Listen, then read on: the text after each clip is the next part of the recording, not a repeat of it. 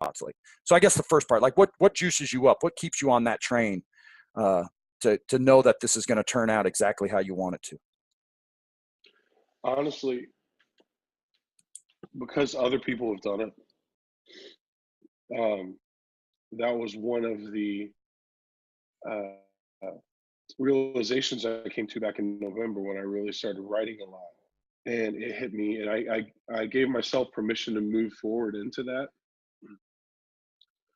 And I've been following a lot of the same guys you referenced, Gary Vee, Mhm. Tony Robbins. There are a couple bloggers that I follow that have, within the past 5 years or so, have started writing and been able to move into a full time, like, this is what they do now.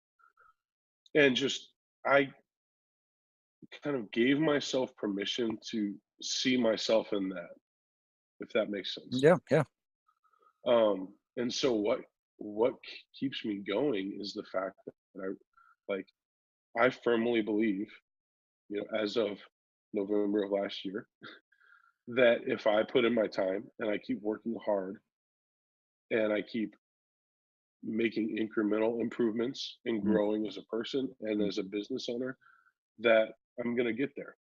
It's really a question of, do I have the patience and the grit to stick it out, right?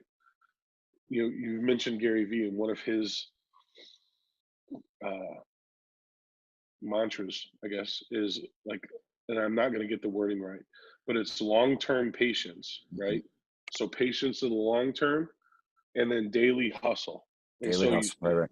I feel like there's a lot of people that just get out there and they just hustle, hustle, hustle, and then they're super impatient in the long term, and so they burn themselves out, and their expectations are unrealistic. And so for me, like, I'm recognizing, okay, like Gary did it, Tony did it, like Jeff Goins is a writer, he did it. John Acuff, he's a writer, he did it.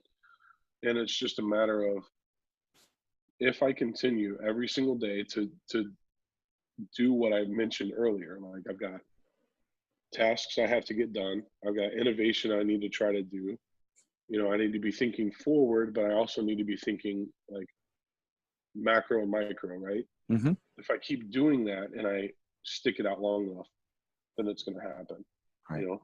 And so a lot of that day-to-day hustle is, okay, I need a job that's going to pay me now, and so it's hustle for that. And even my hustling has changed because I'm learning it's a lot more about making connections with people.